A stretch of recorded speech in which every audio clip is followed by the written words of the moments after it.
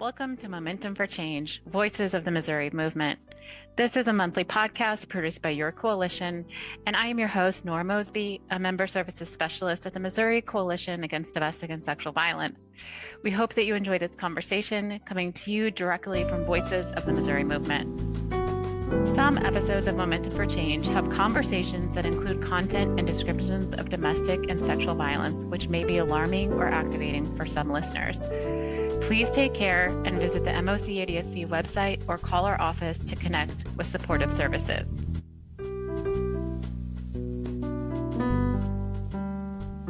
Welcome to episode 10 of season 3 of Momentum for Change. This is your host, Nora Mosby, and Momentum for Change is a monthly podcast brought to you by the Missouri Coalition Against Domestic and Sexual Violence to lift up voices of the Missouri movement. As many of our listeners are very aware of, October is Domestic Violence Awareness Month. And in honor and recognition of Domestic Violence Awareness Month, I am joined by Angie Philips. Angie, among many, many other things, has recently written and published a book about some of these issues related to relationship violence and abuse called Feathers Matter. It's a children's book, and we're going to be talking about that, among other things, on our episode today. So, Angie, it's really wonderful to have you on the podcast. Thank you so much for being here. Thanks for having me. I always enjoy being a guest on someone else's podcast. Absolutely. It's a treat to have you. So as we're getting started, can you tell our listeners a little bit about yourself, who you are, and what you do? Sure. Yeah. So I grew up in a really small town in Missouri. Most of you may or may not have heard of it, probably not heard of it, but St. Elizabeth, Missouri. Grew up in a huge family. There was 7 kids. So, and now I have a blended family of my own with 6 kids, and I have 3. My husband has 3. So it's total chaos, as you could imagine. As far as my career, I've been in the technology space my entire career. I lead teams, basically. So it's what I've done for many, many years. And that's really what I probably care most about, is being able to help people see their own gifts, their own talents, and their own worth, especially women. So that kind of summarizes who I am. Well, I love that. But thanks for sharing that. And that makes so much sense. Just in the little bit that I know about you and in reading Feathers Matter, it's really about drawing upon people's strengths. And so it's really interesting to hear how you've also used that talent and skill in your career as well. So in the anti-violence movement, we have an understanding of domestic violence as being rooted in power and control, as an issue where one person in a relationship takes all the power and control from their partner. And I have heard you say that empowerment is an issue that you cared passionately about. And I would say empowerment is also an issue that we care passionately about in terms of responding to domestic violence. We believe in empowering survivors to restore that power and control. So I've heard you talk about your passion for empowerment, especially women's empowerment. Can you tell us a little bit more about that? Yeah, I would love to. So, I mentioned I've been in the technology space my whole career, and that predominantly is a male-dominated field, especially in a leadership role. And I was also mentioned I was raised in a big family. Well, I had 3 older brothers and then 3 younger sisters. So I've kind of always been in that leader role, being the leader of my 3 younger sisters. And then even in my career as a leader, kind of driving teams, I predominantly, though, see it in women where they don't have this strong belief in themselves. And I think we also are very much like a nurturer mindset. So we're taking care of other people. And I think it's really easy for women to be taken advantage of because of all of those aspects of who we are. So I've seen a ton of scenarios, work and personal, where people don't understand their worth. And they don't understand what they can do. And they just fundamentally don't have this strong belief in who they are. And that has just always been something that I'm drawn to and try to go after when I see it in someone, is like trying to lift them up and get them to understand their worth. And I think the whole self-worth kind of description is always interesting to me, because I don't know if people really understand what it means. And in my mind, it is just this strong foundation that you have in yourself and belief in yourself that, no matter what comes your way or what someone says to you or how someone treats you, that it doesn't change how you see yourself. It doesn't change how you perceive yourself and that belief in yourself. That's self-worth. And I think that is a huge struggle across all aspects of who we are. I see it over and over. And so I'm really kind of drawn now into the self-worth aspect of it, so that people can keep their own strength going, if that makes sense. It really does. And I think when you've been in an abusive relationship, your sense of self worth can be so deteriorated Mm-hmm. as a Yeah. result of the abuse tactics that you might be experiencing. And you have such a huge opportunity to make a difference by reminding somebody of their self worth and by affirming that they do have so much value.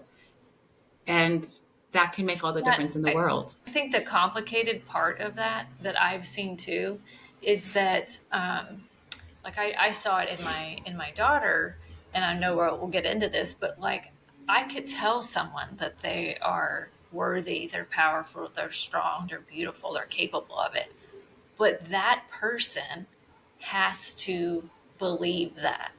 Mm-hmm. And so that's where I feel like it's such an internal job in some aspects, for people to start believing that, believing in themselves.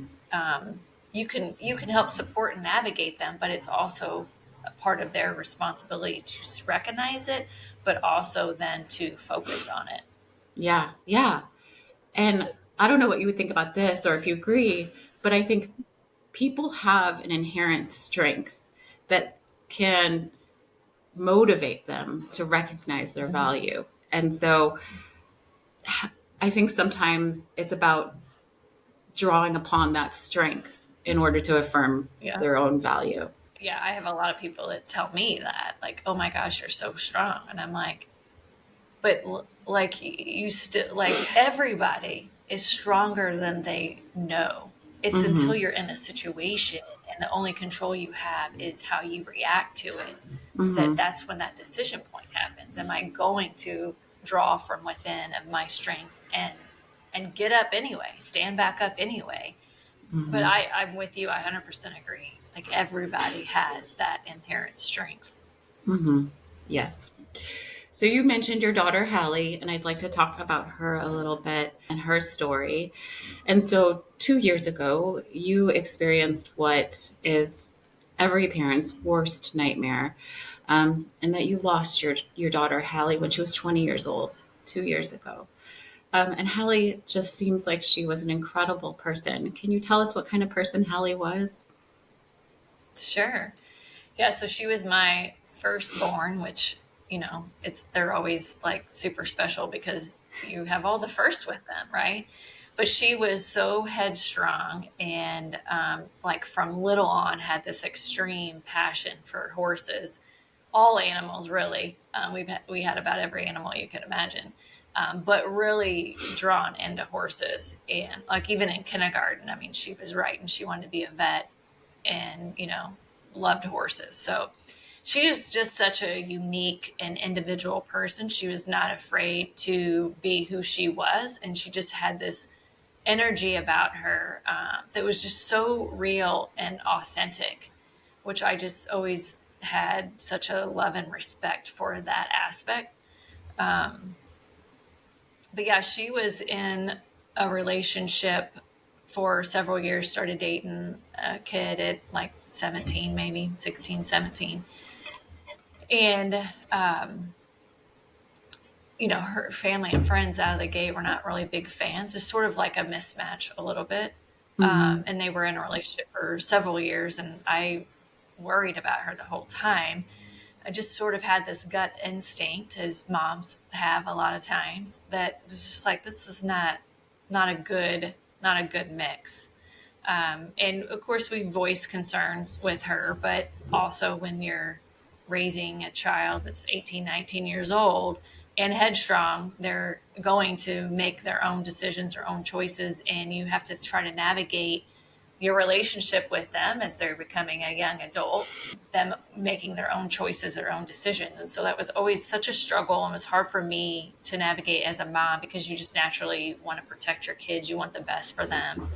Yeah, as you mentioned, on November 27th, it was a Sunday right after Thanksgiving, we just got the call that would forever change your lives. And when that happens to you, like, I'll never forget my aunt calling me, which she never calls me. So it was like, what is she calling me for? And I almost didn't answer it because we were getting ready to watch the Chiefs game. And anyway, I ended up answering it. And it's just like, it's that instant moment that you just know, you inherently know that your life will never be the same. Yeah. Never be the Yeah. same. And so we had learned that she was shot by her boyfriend. And just such a tragic situation. And we ended up losing her 2 days later. And it's forever. It's an unraveling. Like, it's a forever changing who you are. You'll never be the same person again. Your family will never be the same again. Yeah. And there's so many things I could kind of dive into. Just that whole aspect of the trauma, the grief, the extreme loss because of someone's decision that they made. Yeah. Yeah. On your podcast, I heard you describe it as being like a plate that's broken and you can never pick up all the pieces because it's just shattered everywhere. And that's Yeah. what the experience of losing a child is like. Yeah, So, definitely. so I know the impact has been profound on you and your family. And there is so much to say and explore about that. But first of all, I just want to say my heart goes out to you. And I hate that you've had to go through this. I hate that you've lost Hallie. She seems like an incredible person who just had such a bright future in front of her. So I'm so sorry. But one of the parts that you've Thank you. had to deal with in dealing with the crime of your daughter losing her life is a criminal justice process. Yeah. And so you've had to go through that as victims of a homicide.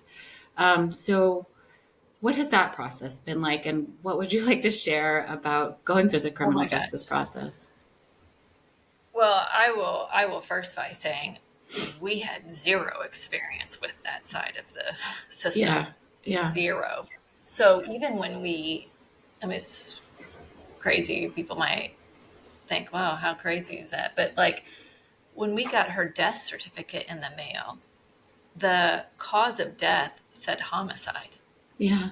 And like, that was also another like tragic moment because for one, I didn't know what it was going to say, but like homicide, I didn't even really quite understand the definition of it, you know? Mm-hmm. But it's just someone else, is responsible for their death. And I think the probably most surprising thing is just how little people do know about how the system works. Mm-hmm. He was charged with involuntary manslaughter in the first degree. Mm-hmm. He was arrested the night that she passed away, or might have been the next night. I don't really remember. Things get super fuzzy when you're in so much trauma. Mm-hmm. And then he was out on bond and free to do whatever until the actual trial. There was plea bargains offered, and it ended up going to trial a year and a half later. Wow. It was a bench trial, and he was found guilty in the first degree of involuntary manslaughter. And then just recently, October 1st, was a sentencing hearing. Mm-hmm. And he basically was sentenced to, I think, 4 years in prison, but then they immediately suspended his sentence and he could serve it out doing probation only. Mm-hmm. But even in just like what people's perception of everything is, like people will say, well, he didn't do it on purpose. Well, right, because he wasn't charged with murder. And I think people even think like somehow we are the ones that are like charging him with this. You know what I mean? And it's like Right. we have nothing. I would have never chosen this. We have nothing to do with this. We are just the victim's family, trying to figure out like how does any of this stuff work. We've learned so much information that we never wanted to know about it. But like when someone else is responsible for your child's death, there's just a whole other level of complexity and emotions and grief piled on top of that to navigate as well. Yeah. Yeah. It's so complex. So as you were going through these last 2 years of dealing with the justice system, were there any surprises, or was there anything you would want people to know or be more aware of what it's like to go through that process? Oh gosh, that's a great question. I think I would just say no matter how intimidating it might be, Mm-hmm. or scary it might be, like show up. I never Mm-hmm. missed a court date. Like I'm gonna be, even if we were in there for 2 minutes just for them to like reschedule it, I would just always try to look the fear or the uncomfortableness or the awkwardness like right in the face. Mm-hmm. And because it's grueling and it's uncomfortable, and you're always going to have two different sides, right? So like you're literally in the same courtroom with the Mm-hmm. other family, Mm-hmm. and it's challenging, and it's just full of like anxiety, and Yeah. stress. But I would just say show up anyway. Yeah. Yeah. um, it's a long process. I mean, that's another thing. It took almost 2 years. They said, the prosecutors said, like, that's actually fast. Yeah. Um, and I here's the other thing that I've always said throughout this whole process is that my healing and my grief process cannot be connected back to the results of whatever happens in the criminal side. Like if Mm-hmm. I've told my kids, like if we're hanging on to some sort of like justice happening, and that's going to make things better for us, and we're approaching this the wrong way, Mm-hmm. because we're not in control of anything that happens in the judicial side of it, not in Yeah. control of any of it. Yeah. And our healing and the way we move forward, the way we show up every day is our responsibility. And that's the only thing that we can control. Yeah. Because even afterwards, people ask, like, well, what did you think about her? I'm like, oh my gosh, I can't believe you just only got probation whenever your daughter's gone. Yeah. And it's like, yes, it definitely felt like we lost because there's little impact or change to his life when my daughter's not here. Right. But also, I can't also go, okay, well, if you would have gotten 4 years in prison, that was somehow going to make me feel better. And Mm-hmm. like, that's just not how it works in reality. I will always carry this grief and this pain and this loss of my daughter with me, no matter what. There's no outside circumstances that are going to change that. Mm-hmm. And I think that's a level of acceptance that eventually everybody has to go through, that this is Yeah. now your life. This is now what you have to live with. And there's nothing else that's going to change that. Because I think a lot of times we all hold on to things so tightly that like that's going to make this better. And Right. there's not much that's going to make it better and go away, right? Yeah. Yeah, absolutely. And I think I appreciate so much that perspective. And I think it's just something that maybe people aren't aware of. They Mm-hmm. think, you get justice and it's such an important part of healing. But you're right. You do not always have tons of control throughout the process when you're victims of a crime. Um, Mm-hmm. and you don't even get to choose if it goes forward or not through the process. So I really appreciate you speaking to that. One opportunity you had as victims in this case is to give a victim's impact statement, and to tell the court in a public forum how this crime has impacted you and your family. Can you talk a little bit about that? Yeah, for sure. That's another learning thing Yeah. that we went through, Yeah. because I like to write, Hmm. and I wrote mine like a month after we lost Hallie. When as soon as I learned we had an opportunity at some point during this process to say what we think, I'm like writing it all out. I'm getting Yeah. all my thoughts out, and it was very much directed towards the person that's responsible for her death and all the wrongs I felt like had happened in the entire relationship that Hallie was in with him. And then once we got closer to the actual opportunity to speak, we learned it's more about the impact that it has had on us. And that was extremely hard to write, Hmm. because anybody that has been through trauma and loss, I'm sure, feels this way. It's especially hard when it's your child. I mean, you have such a, I tell my kids I'm so connected with them because you grew them in your body, and they always laugh when I say that. I'm like, one day you're going to know. But like, you have such a strong connection with them. And then when they're gone, there's just this massive, massive hole that's left. And it's like, how do you put that into words? Like, you feel helpless in so many ways because Yeah. there's no words that can describe it. And Right. you want people to know, like I wanted to get on that stand and describe exactly what it feels like so everybody in there can know the pain and the hurt of never being able to talk to my daughter again. Yeah. And there's no words. There's nothing. And because they're never going to know. Like, I'm so guilty of this, of like, I can't imagine that statement. We all say it. Like, I can't imagine. And it's so true when you then go through something, you're like, holy crap, I had no idea.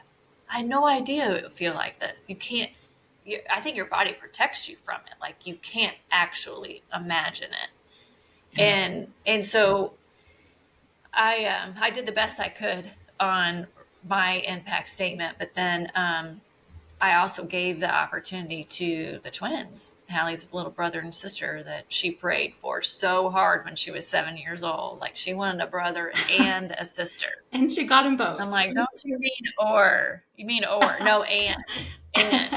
So yeah, thank God she prayed for them, because I would be not probably here if I did not have my twins to like keep me going. And there's such a great support system for me, and they keep my heart going for sure.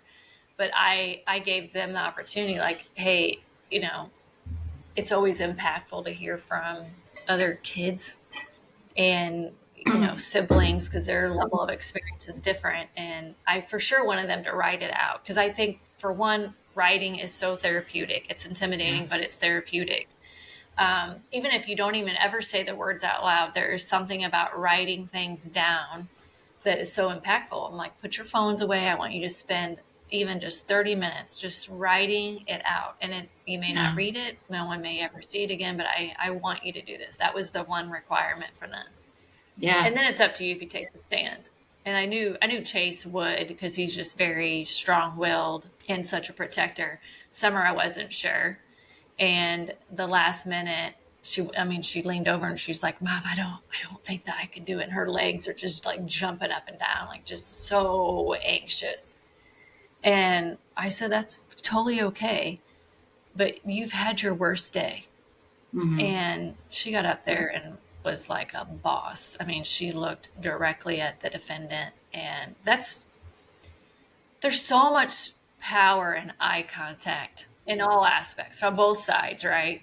And he immediately looked down. But like, just to be able to have that strength to like, I'm so scared, I'm so afraid right now, but I am going to look you in the eye. Hmm. I'm going to make myself look you in the eye. And it was so powerful. My dad spoke, and he's just like a big teddy bear. He's 77, and this has been the absolute hardest thing for him to go through. so hard. They've had 7 kids, they have a ton of grandkids and great grandkids, and they've lost parents, all of that stuff, right? And this is just, still can't wrap his mind around what Yeah. happened and Yeah. just the extreme loss. Yeah. Yeah. Yeah. Well, I think that loss will always be painful, of course. And Mm-hmm. healing is an ongoing process. And as you and your family have healed, are there, going through the process of healing, are there things that stand out to you as being helpful or having been helpful, in addition to being able to speak to the court and tell the court how you've been Yeah. impacted? Yeah, there's a lot of things. I think for me personally, obviously, like I dug way into my faith after this. Like you just Yeah. want to understand. You also want to believe that you're going to see your child again.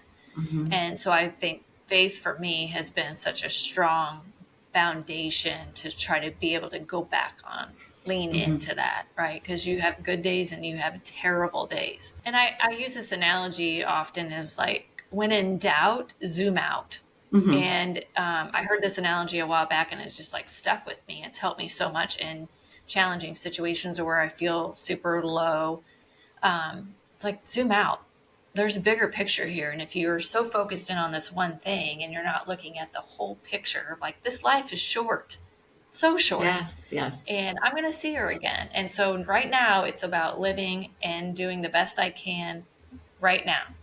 Hmm. And I think another way for me that's been helpful is to turn the pain into beauty, right? And Hmm. that is honoring Hallie. So Hmm. I am like hell bent on honoring her. We have done so much in the last 2 years. She's got a endowed scholarship at Mizzou in her name that will forever exist. We were awarded to females only in animal science and uh, area, and it's extra points if you're interested in horses. And so that's actually tonight is the scholarship dinner, and I'm missing it because I have a women's event, women environment, right here I'm in Kansas City right now. But so I think for me, it's constantly honoring her Hmm. and helping other people through a Hallie lens. But what I would tell other people, because I get asked this a lot, like, how do I help someone that's grieving? Hmm. My number one thing I say is say their name, because as a mom that has lost a child, the one thing that we fear the most is that our child will be forgotten. Hmm. And so a simple text of like, I thought of Hallie today, or insert the child's name. Simple. That's all you have to say, because people are so afraid that they're going to say something that's going to like upset you or make you cry or whatever. Don't be afraid of that. Like a simple, I'm thinking of you today. Hmm. And I would say it's also important a year later versus the 4 or 5 months after it happened. That after the year mark is so hard because you're through all the first and everybody is definitely doing their own thing, right? And so just connecting with someone, saying their kid's name, and even just saying, "Hey, you don't need to respond. I'm just thinking of you."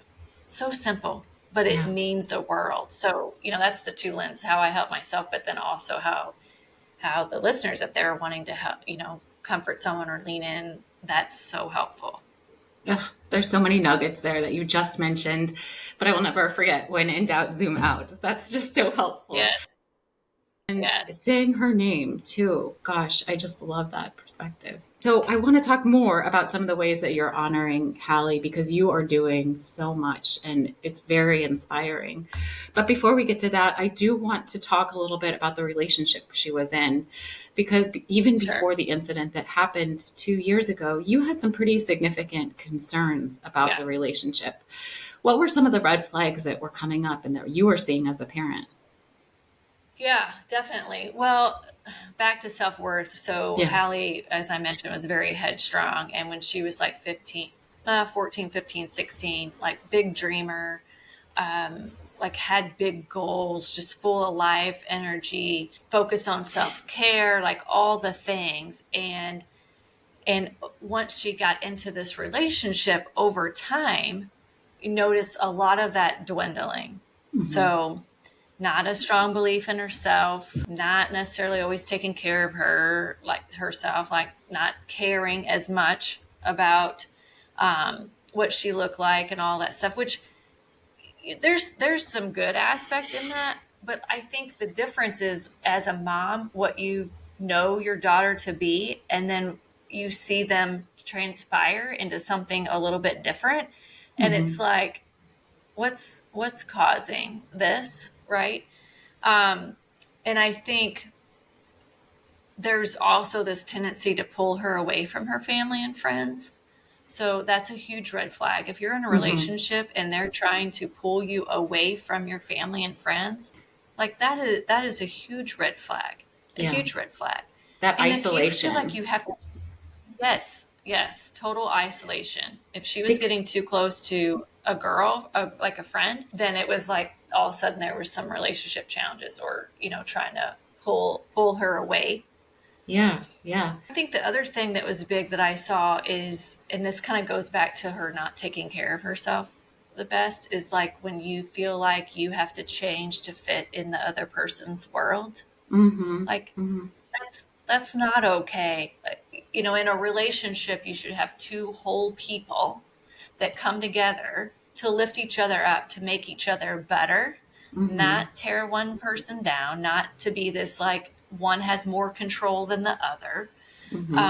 And there's just some subtle tear downs and different comments made. Like anytime we'd go on a family vacation, he never went, but anytime we would go, if it looked like she was having fun, then he would make comments to her. And then you could tell she was like in a bad mood. Just like that constant not supporting your passions. Like she absolutely loved horses. And there was a lot of dynamic there that was not very supportive of what she loved to do. I think another big one is just like putting your own needs above their own. I mean, she was Mm-hmm. going to Mizzou, working, had it, just she had a lot going on, and he wanted her to move 45 minutes away in with him. And just like you're not like focusing on what's best for them and their priorities so that they can be successful in life, so that they could finish college, all those things. And she also hid a lot of her struggles from her family and friends. She never talked about their relationship to anybody because Yeah. she knew how everybody felt. So isolating. Like it just hurts my heart Yeah. that she was in that type of relationship, but she also had a big heart, Mm-hmm. and I think she felt like she could help him, right? Right. And Right. I think a lot of women get stuck in those situations that they somehow feel like they're responsible for fixing the other person. Right. Right. Absolutely. I couldn't agree more. And it sounds like it's not just one thing that was causing you to be concerned, No, but many, many, like a no. series, a pattern of things that were really Yeah. alarming to you. Yeah. Well, as maybe other parents are also noticing some of these red flags, do you have any thoughts about how to respond as a parent? Because it is so Yeah. challenging. You've already spoken to that, but any thoughts about Mhm. what's helpful? Because it is so I scary. wish it's scary. I wish I had the answer to this. Yeah. So the one thing that I would say is love them, Mm-hmm. keep your door open, Mm-hmm. pray for them, Mm-hmm. make sure they know that they can reach out at any time. Mm-hmm. But it is such a tough walk Yeah. as a parent, because you don't want to push them away either. Yeah. And so I always told Hallie, like, hey, I'm going to be here for you no matter what. My door is always open. And I Mm-hmm. left it at that. And, because I would share my concerns, and then she would pull away for a little bit, and then Mm-hmm. she would come back. And, because it's like you don't want to ever not say anything, because you don't want them to come back and say, well, why didn't you ever say anything, Mom? Right. Right. But then you also, it's a balancing act. And I honestly don't have the answer, because I think every kid is a little bit different. Mm-hmm. And I always like wondered why, like, why did she not see her worth and her value? Like I told her all the time, Hallie, you're beautiful, you're strong, like you could do anything you set your mind to. But it Right. goes back to like, that's one voice. And if they have other voices coming in, telling them something different, it takes one time for them to start losing their own value and their worth. Yeah. And that's so hard as a parent. It is the Mm-hmm. I have had so many parents reach out to me asking the Mm-hmm. same question, like, what can I do? I'm worried about my daughter. And it's like, I, I don't have the answer on what exactly to do except love them, make sure they know they could come home at any time, try to keep a connection with them, Mm-hmm. and hope and pray, that they'll eventually see what you see. Yeah. So I think I that's wish I had the magic one on that one. I think 'Cause it's that is hard. the answer though. And that consistency and always loving them no matter what happens, no matter what they're going through, takes away some of that power and control from the isolation that they might be experiencing. Yeah. Because if you're always there for them, that isolation is not as strong. And so Mhm. I think that The other thing I would say too, I like Hallie was very headstrong, and I really felt like she wanted to prove me wrong because she mhm, knew I had concerns. And so part of that, I felt like I couldn't say a whole lot because she would be so hell bent on proving me wrong that she's, going to help him. And yeah. so it's like, it also, I think, depends on how your child's wired too. hmm I totally So, agree. And I love what you said about every child is different. And, you've got mhm. to meet children, like, meet them where they're at, and address Right. them based on their individual personality and circumstances. I think that's really important. So one of the really impressive, cool things that you've done to honor Hallie is you've written and published a book. It's called Feathers Matter, and it's a children's book. And it does address some of these issues that we've talked about already. So can you Mhm. tell us about the book and what the message Sure. is? Yeah. So it was about a month after I lost Hallie, and I was sitting on my couch by myself, which I grieve a lot internally. Like, I like to think through things, I like to process things. So it's like important for me to make sure I carve out time where I can just be. So that was Mm-hmm. one of those moments. And I was really struggling. And I just kept thinking, like, this can't be it. How is her life over?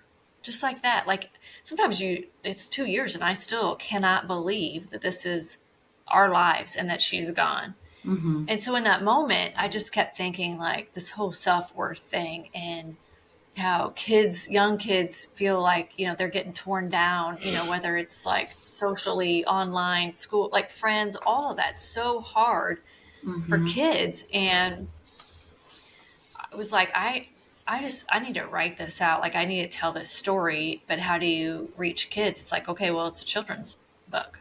Mm-hmm. Start at a young age for them to understand that you are going to have people try to keep you from flying. Yeah. And there's strength in navigating that. And especially when you surround yourself with the right friends and you can lift each other up and you just fly anyway, even Mm-hmm. with less feathers. Mm-hmm. And it's the bird analogy. It was easy to write because Hallie in high school, one day she came home from school and was like, Mom, do you know how I describe you to my friends? And I'm like, oh boy, I don't know. Like, I describe you as a mama bird. And you like are teaching your baby birds to fly. And sometimes we're not really sure. And you just give us that nudge out of the nest. Because that is how I parent in a lot of ways. I will Mm-hmm. show you how to do something, but you are capable of doing it. Mm-hmm. And anyway, it was just so funny. She wanted to get a tattoo when she was 18, and it was like, oh, she's going to get a tattoo regardless if I'm Yeah. with her or not. But I'd rather go with you. So I ended up getting a little bird tattoo on my wrist with her because it was a thing. Like, it was the mama bird, baby bird thing was an analogy we used all the time. So I'm like, that's the story. That's the Yeah. story I'm going to write. And it all just flowed. And when I read the book to kids, I read it yesterday to a bunch of second graders. It was so cute. But I tell them, like, you can do anything that you set your mind to. Mm-hmm. I was 45 when I wrote my very first children's book, and the illustrator, Kinsey Engelbrecht, was 18, and it was the first time she's ever illustrated a children's book. So, like, age doesn't matter. It's Mm-hmm. what you're passionate about and what you want to actually do that matters. Yeah. And so, yeah, it was quite the journey. I learned a lot, but I am proud of that book. It's so good. It's so beautiful. I love the illustrations. Can you tell us about the illustrations a little bit and who illustrated it? Yeah. So as I mentioned, one of my good friends, it's her daughter, and I actually like said I want her to illustrate it. And the mom was like, I don't know, this is like really special for you. And I'm like, no, I know she can do it. Like, I Yeah. believe in her. Yeah. She can totally Yeah. do it. And so I wrote it all out, and then we met and kind of talked through how like certain Easter eggs, little kind of hidden messages in the book that I wanted. And then she drew it all out. And then once we kind of agreed on the illustrations, then she watercolored, painted it all. I mean, it was amazing. She did that Yeah. all in a weekend. And then we Yeah. sent it off to the publisher to put it all together. But I do have a lot of hidden little things in there that are very unique to Hallie. Like Hallie, I love this Mizzou picture of her. It was connected back with her scholarship on Mizzou's website, but it was her freshman orientation, and it was during COVID, so it was online. And she just rocked headbands, and so the bird in the book has a gold headband with a big bow Oh, on it, yeah. because she could her style, like she could just wear anything and just Mm-hmm. own it. And so the headbands, there's horses in it, which kind of leads to my second book that's getting ready to come out. That's a sequel to it, but Hallie loved horses. So I'm like, there's got to be subtle horses in this book. Yeah. She loves sunflowers. She had a sunflower Christmas tree. Like, how obnoxious is that? She loves sunflowers. And so there's sunflowers in the book. She had this Afghan that she loved when she was a baby. I ended up having to take it away from her because it was she would eat the fuzz off of it. I'm like, what are you doing? Like a little monkey, I guess. I don't know. And Oh, so anyway, I actually still have that Afghan, but I'm like, okay, in the nest, I want that Afghan to be in there. oh my And like goodness. it's a winter scene when she was born. She was born January 17th, and it was super snowy. And so anyway, there's just like a lot of little hidden things tied directly back to her. That is The such a last page is wonderful. probably the most powerful. The last page is probably the most powerful because Hallie, we knew she probably wanted to be an organ donor. And in the hospital, we had to make that decision. And then once we like learned the whole process, it was like could be up to 5 days for her heart. And it was like, maybe we shouldn't do that. I don't know if we could all sit here for 5 days. And anyway, so we decided not to. And then they ended up, the nurses came back in. They're like, yeah, we got a little bit of a hiccup. We're like, what? How do you have a hiccup? And they were like, Hallie had signed up in April to be an organ donor. And like, wow, okay, well, she knew what she wanted. And so Yeah. we ended up going through that whole process. And this is another thing I had no idea. Like when you're an organ donor, the hospital does an honor walk to the surgical floor, basically, and where we would say goodbye. And that is just the most powerful way to honor someone that's donating their organs. And we have a video of it. We played it actually in the sentencing hearing. It's online too. So the last page of the book is kind of the honor walk where everybody's lined up, where Oh, her yeah. special gift is revealed, and the two birds at the very beginning of it is Chase and Summer, her twin brother and sister. Oh my Um, gosh. I did not know that. I actually, for those of you watching on YouTube, I do have a copy of the book here, and it is just so beautiful. And you use this beautiful yeah, image of a phoenix. Can you tell us what the phoenix represents and why you chose to use the phoenix? Because I just think it's so yeah. beautiful. So, and actually, a lot of different people have given me different ideas to kind of plug in for the book. But I it kind of goes back to my belief that I will see Hallie again. And Hmm. so it's like I believe that everybody has a special gift. Everybody. And Hmm. it's up to you. It's up to you to discover what that special gift is and how you're going to use it. Hmm. And so after we lost Hallie, I had so many people come up to me and be like, "Oh my gosh, I was going through such a hard time and Hallie just sat in it with me." And it really made me recognize what her special gift was. She Hmm. was okay sitting in the suck. I mean, we had her on our podcast, and she was talking about she's talking about times where like I'm more of like I want a positive spin on things, Hmm. right? When my kids are struggling, like I want to try to help them fix it and turn it into something positive. But Hallie didn't always love that, because she was like, sometimes I just want to, I think she said, throw my sucker in the dirt. Like on our podcast, she had said that because she's okay sitting in the suck. And I recognize that even more after we lost her, when a lot of people shared, like, she sat with me, versus like sometimes you, especially when you're young, you kind of want to like not feel all the yucky Yeah. stuff. Yeah. And that's also why her special gift is the Phoenix, which is like the forever light. Like she brought light to the darkness to so many people. And she just always had that energy about her. And so, if you're going to use a bird analogy, then it's the Phoenix, because, you rise from the ashes in your fire. Yeah. So, Yeah. So she could sit and in I the have a suck. horse now. Oh, you do? Tell us Yes. about your horse. I do. Oh my God. I have a horse now, and it's named Phoenix Oh because of my that. gosh. Well, that's definitely the horse is a long story. That might be podcast episode number 2. Absolutely. But I love that Being great. I love that you named it Phoenix. That's just beautiful. Yeah. Beautiful. Yeah. So I Yeah. think this book has so many important messages. It's a wonderful way to honor your daughter. I also think it would be a book that would be really helpful for many of our member programs who have children's programs and children's support groups. I think Yeah. the messages are really positive about self-awareness or value and Yeah. self-esteem. And so if our members, our listeners are interested in buying a copy of the book to share with kids in their program, where could they find a copy? Yeah, they can go to our website. It's Blended Blessed, Always a Mess. So that's our podcast, but we have a website as well. And there's a shop link, and the book's out there. And then my second book comes out the end of November, and that one will be out there as well.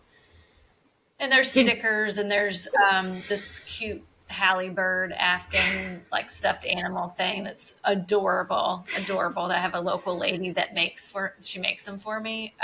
So yeah, there's a lot of information out there, so I would definitely go check out my website. Yes, I've seen that bird and it's adorable and I want one. So can you tell us a little bit about your second book, a sneak peek? Sure. Okay, sneak peek. So one of my regrets, I will tell you, is that Hallie had such a passion for horses, and they scared the crap out of me. And so not one time, she had multiple horses at different times, from probably 12 till 20. Right before she passed away, she actually sold her horse that she had. And I would fund everything, right, with her horse. They're expensive.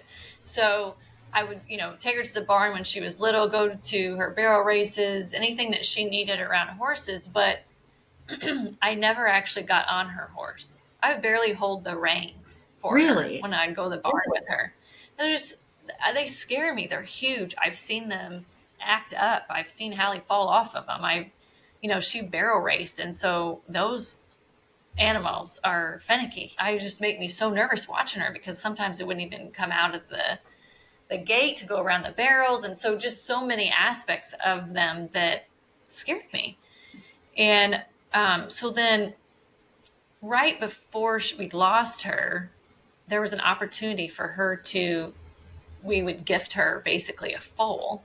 And it was one she, was passionate about. It's a connection back to her best friend. And so there's a whole story around that, because that was one of her lifelong goals, is to have a foal and raise it and train it from little on. And so that ended up not working out. And then we lost her. And I'm telling this story about this foal that she would have loved to have. And then her boyfriend basically I wanted him to put in on it, because she had moved in with him. And it's like, I'm all about it, but I cannot. This was a tough conversation I had with Hallie before she moved in. I'm like, you're 20 years old. It's your decision, but I won't fund your horse anymore. Like, you're going to take on that financial aspect and move in with your boyfriend. Then I'm not. And that was a tough love thing, because I'm definitely the mom that wants to make sure my kids have everything that they need. But it was a line that I had to draw. Mm-hmm.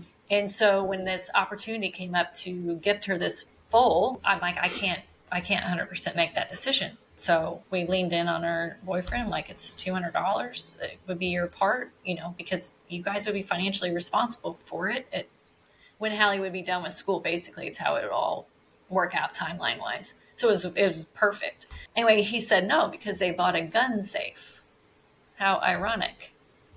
Shocking. And so I'm telling this story, and I just, like, probably 2 months after we lost her, to my family, and I'm like, I'm gonna fly anyway.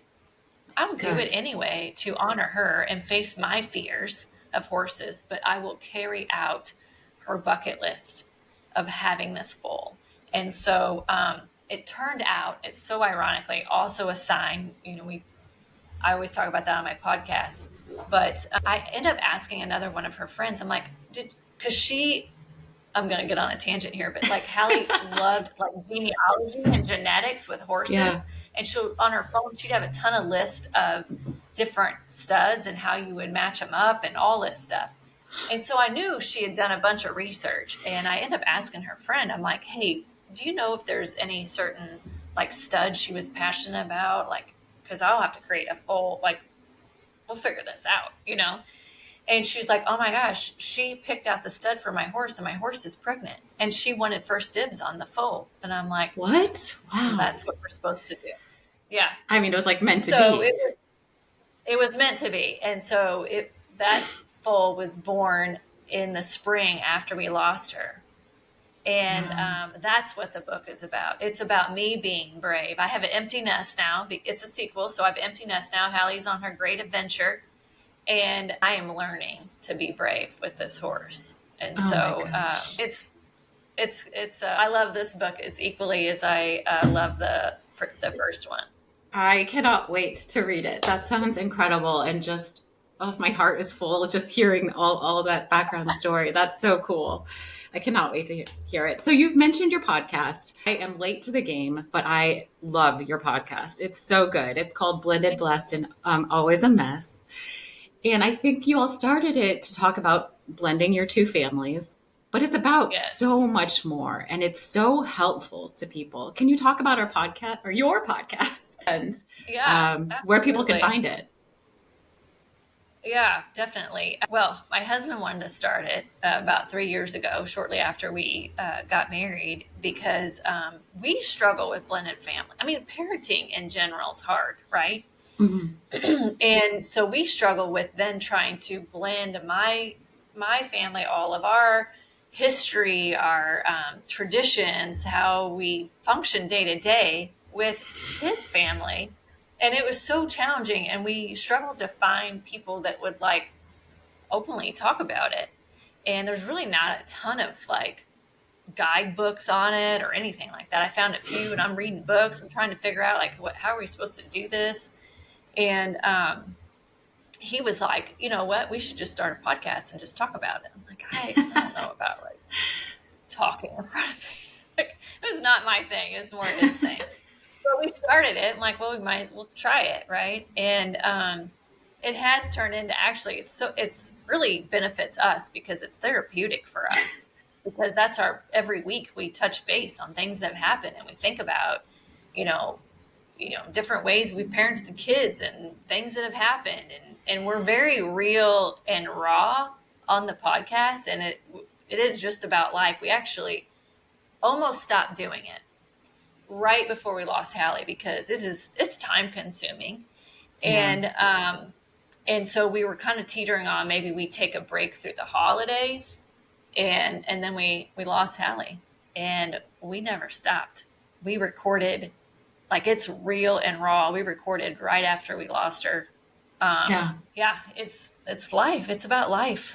Yeah. Well, I And I find it, think people in general want connection, right? They want to yes. feel like that they're not alone. And I think the best compliment we get from people is that you're so real, and we don't sugarcoat a lot.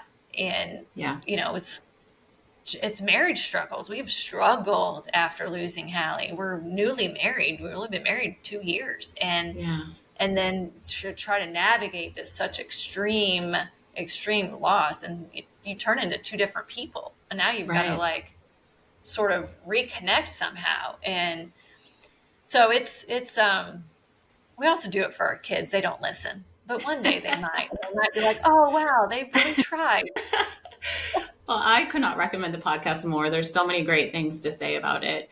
But also, I would say, just on last week's episode, you talk about the victim impact statements and you read the victim impact statements that you and your family gave to the court. And that was, all the episodes are incredible, but that one was so powerful. It deserves all of the awards.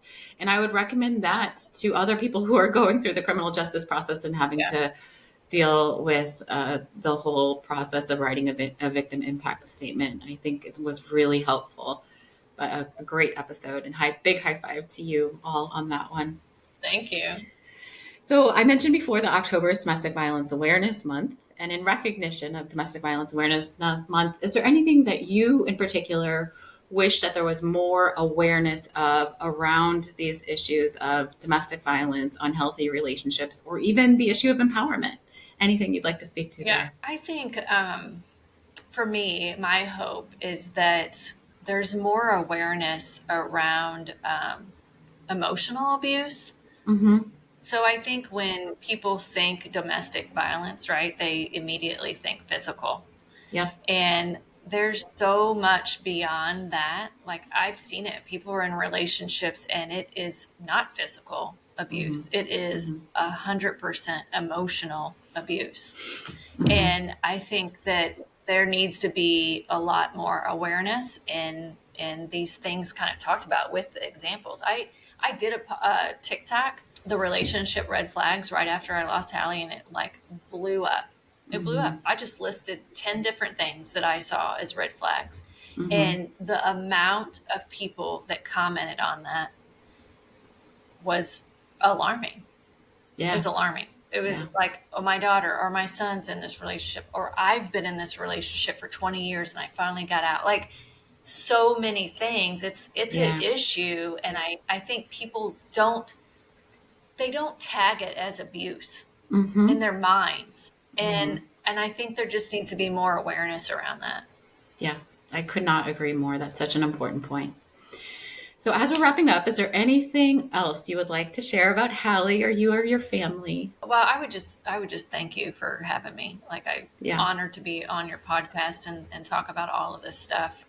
It gives me purpose in the pain for sure. Yeah.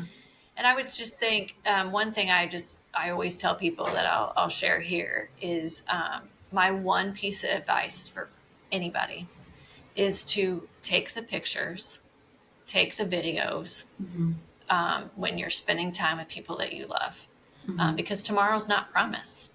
And a lot of times people don't like having their picture taken. They don't like to be in videos, but like I will tell you that the one certainty is that we were all going to pass away at some point, right? Yeah. And capturing those moments so that your family and friends have it, or like even my kids, they video all the time. And I absolutely love the videos that we have with Hallie in it. I replay those almost more than I do look at pictures in some aspects, because it captures so much of who she is. So I have had a lot of people say, hey, I take the pictures now, even though my kids don't want me to, even though they say, stop, Mom, I still take the pictures. I'm like, absolutely. So if that's one piece of advice, is just take the pictures and the video. Yes, that's such good advice. So thank you, Angie, for joining us on this podcast. It's been wonderful to have you as a guest. I am a huge fan of your podcast. I love Feathers Matter, and I cannot wait for your second book to come out. It sounds truly incredible. So thank you so much for your time today. It's been wonderful to have you on the podcast. And thank you so much, listeners, for tuning in. We certainly appreciate it. And please join us next month for another episode of Momentum for Change. Thank you for joining us. This has been a recorded conversation, now available in both video and podcast formats. A video recording of this episode is available on the MOCADSV YouTube channel under the Momentum for Change playlist. Please subscribe to our YouTube channel in order to receive new episodes in your YouTube feed. You can also find all of our Momentum for Change episodes available to stream on Spotify or wherever you find your podcasts. Momentum for Change is a podcast produced by MOCADSV with post-production support provided by Tim Stillings and promotion by Adrian Maddox. Again, I am your host, Nora Mosby, and we appreciate you joining us for this episode. Thank you again, and we look forward to seeing you next month.